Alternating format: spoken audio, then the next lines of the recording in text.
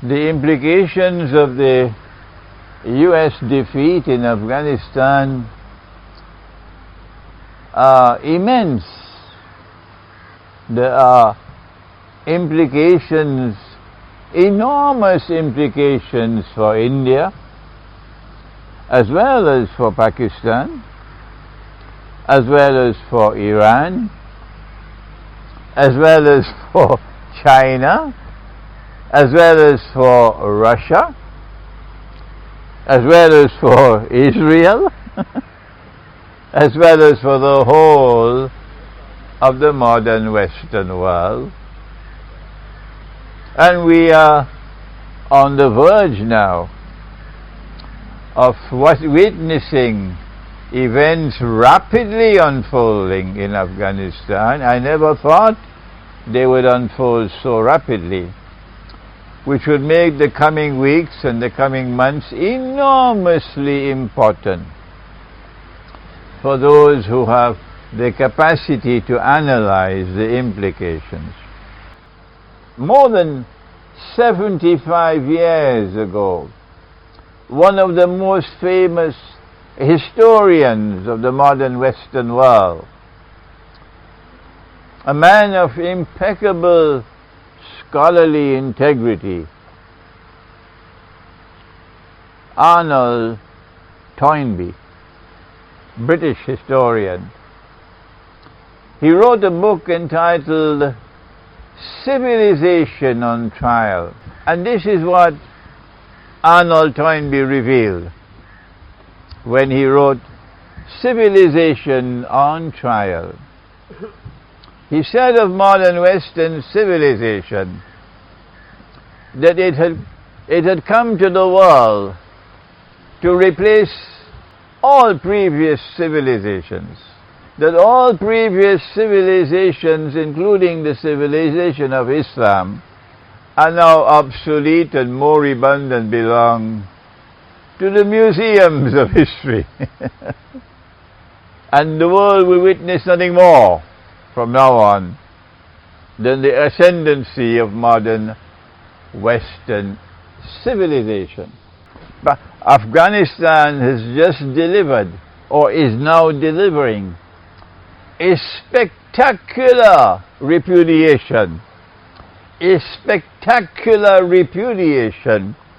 of that thesis of the modern West, that Islam is a spent force. Rather, Afghanistan has delivered the evidence that Islam is still alive.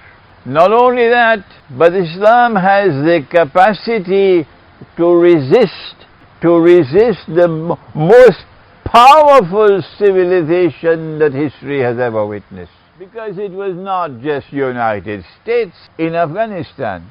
It was the whole of the West and all their client states. If Pakistan needs to be reminded of that, well, I'm here to remind you of that. That Erdogan's Republic of Turkey was in Afghanistan all these years as a chamcha of the West. The Afghan Muslim people fought the West for 20 years.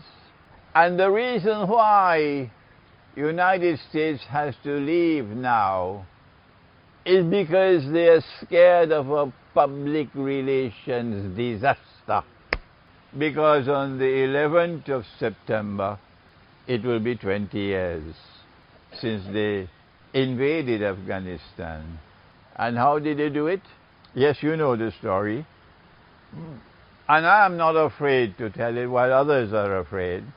In order to be able to pursue a political agenda, and 20 years later, they have to withdraw in failure. And so a message is being sent all around the world.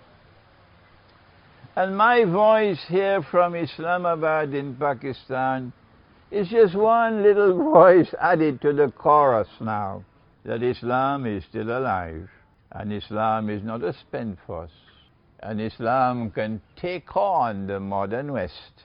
In what sense has the United States been defeated in Afghanistan? In the same sense that they were defeated in Vietnam. Namely, they could not achieve their objectives. That was the defeat. And if Islam can fight the United States and all of the West in Afghanistan, then what is the promise that seems to be apparent now? The promise of what is to come. A message being sent to Venezuela, a message being sent to Bolivia, a message being sent to Chile, a message being sent to Nicaragua, a message being sent all around the world where people are being oppressed.